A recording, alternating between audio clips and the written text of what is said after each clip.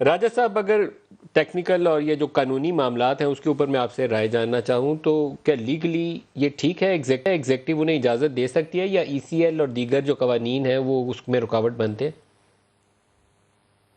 دیکھیں، ملک سے باہر جانے کا جو معاملہ ہے یا باہر جانے پہ جو پابندی ہے وہ تو ای سی ایل کے قانون کے تحت ہی ہے نا۔ ایک دفعہ جب ایک شخص بیل پر جیل سے باہر آ جاتا ہے تو اس کی شخصی آزادی بحال ہے۔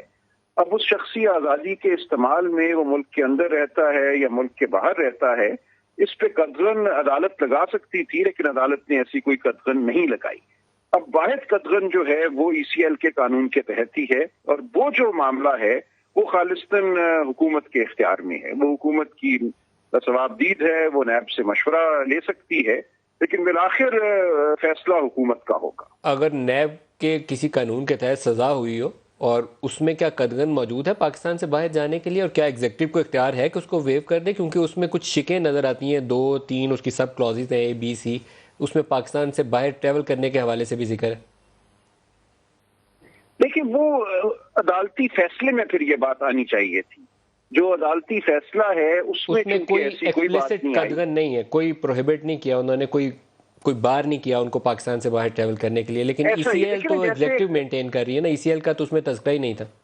بالکل، دیکھیے جیسے مریم بی بی کے معاملے میں پاسپورٹ رکھوا لیا عدالت نے، یعنی کہ عدالت نے ان کے ملک سے باہر جانے پر ایک قدغن لگا دیا۔ اب عدالت سے پاسپورٹ حاصل کیے بغیر وہ ملک سے باہر نہیں جا سکتی، لیکن میاں نواز صاحب کے معاملے میں ایسا نہیں کچھ ہوا۔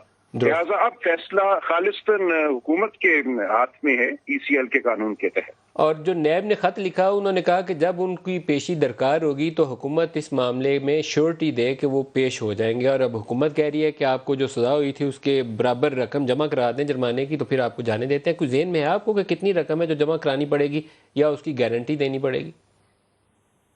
لیکن وہ تو فیصلہ دیکھنا پڑے گا کہ کیا اس میں کوئی رقم، کسی رقم کا تعین ہوا ہے۔ اگر رقم کا تعین ہوا ہے تو وہ پھر دیکھنا ہوگا کہ کیا وہ ایسی رقم ہے جو مانگی جا سکتی ہے، جس کے حوالے سے کوئی شواہد موجود ہیں کہ وہ جمع کرا سکیں گے۔ اگر رقم اتنی زیادہ ہے کہ اس کا جمع کرائے جانا ناممکن ہے تو پھر تو یہ نہ کرنے والی بات ہوئی۔ لیکن اس سے کم کوئی معقول رقم جو ہے اس کا تقاضا کسی گارنٹی کی شکل میں یا کسی بانڈ کی شکل میں یا پراپرٹی کی شکل میں کیا جا سکتا ہے کہ آپ جب درکار ہوں گے تو آپ ملک واپس آئیں گے۔ کوئی 1-1.5 ارب کی بعض لوگ کیا سرائی کر رہے ہیں کہ ان کو یا شورٹی دینی پڑے گی یا ہو سکتا ہے پراپرٹی پلیج کرانی پڑے، تو شاید یہ ایک ڈویبل آپشن ہو۔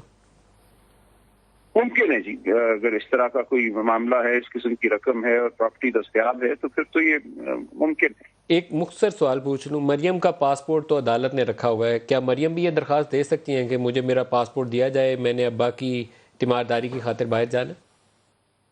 لیکن درخواست تو کوئی بھی دی جا سکتی ہے نا، وہ مانی جائے گی یا نہیں مانی جائے گی وہ عدالت کی ثوابدید ہے، لیکن درخواست دینے پر تو کوئی قدغن نہیں۔ کوئی قدغن نہیں ہے۔